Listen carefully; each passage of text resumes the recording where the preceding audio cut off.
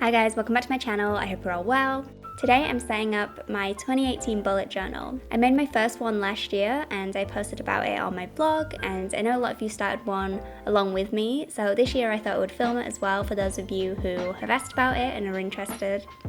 I use a Ryman's A5 sketchbook. I bought a lot of books last year until I found the one that I wanted to use for my 2017 bullet journal. So I'm just going to use the same one again this year because I trust it and it worked well for me. On my first page, I like to just have my name and contact info at the top in hopes that if I lose it, someone will return it. Naturally, I made a mistake on the first page, so I'm just covering it with paper, which I think is just how bullet journaling is, right? It's 50% planning and 50% finding ways to cover up your mistakes. I personally don't bother with a key or anything because I don't really think I'd use it, so my next page is just a table of contents. Theme-wise, I've decided to do borders on the top and the bottom of each page, leaving space just in from the top corners to add titles, like table of contents on the right here, and simply just contents on the left. For my yearly spread or future log, I really hated how empty it looked in my last one, so I decided to make this one look deliberately empty looking instead, since I don't tend to fill this up too much. I decided to place the months in the middle and write my events on the same rows as the dates that they're on. In my first bullet journal, sometimes the events would end up not being in chronological order. Say if I added a birthday and then later on in the year I ended up with another event that was before that day or in between dates, but then I wouldn't have room to add it in, so I wouldn't do it at all and I forgot things. So I think this way will work quite nicely.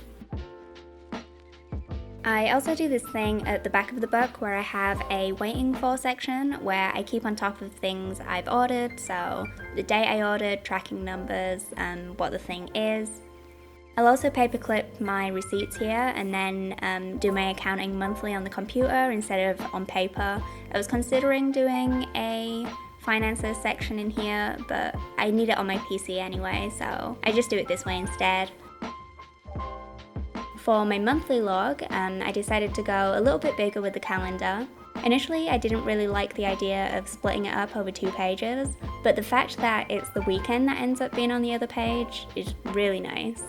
And for each month or important pages, I like to add a little bit of washi tape at the edges so it's just easy to find each section as I flip through the book, or you can see it from the side. So since my favourite spreads in my first bullet journal were the ones with photos and memories on them, this year I've decided that I'll do more of that. I feel like it's really nice to open up your journal and be greeted with something that makes you happy as well as a huge list of work to do, kind of balances it out. I have my tasks and my goals for the month that I'll go back and refer to when I'm writing up my tasks and goals for the following weeks.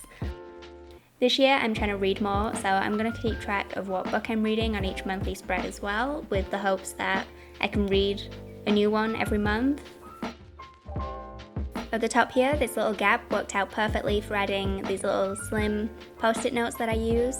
I have these laying on my desk, so I usually write down things like appointments, events, reminders for things, and I usually just stick them on the side of my computer monitor until I transfer them into my journal, so this is just a nice little place for them to live. So I drafted out a weekly spread and I made these little sections that I can use to visualize with before I put pen to paper. Obviously I'm never gonna know the size of each to-do list or how it's gonna look overall, but I can get a general idea. And I like to keep these just paper clipped in the back of my book. A new addition to my weekly spreads is having the week across the top here. This is where I'm going to write my blog and YouTube plans for the week in pencil or on post-it notes so I can move things around. And this is all I really do when I set up my weekly spread. I guess I do the tasks and the goals at the side too, but I don't do like blocks for each day or anything because I never know how long or short each to-do list is going to be. I'd prefer to do that as the days go by. But this is how my first week turned out and I'm so happy with it. I'm so pumped to have a new, fresh bullet journal and for me to have a year of experience with using one and knowing exactly what I need this time round. you can totally tell the difference. Like my first one, now that I have this one, I hate the first one. I think this one's gonna be really cool. But then that's it. As always, thank you guys for watching, and I'll speak to you next time.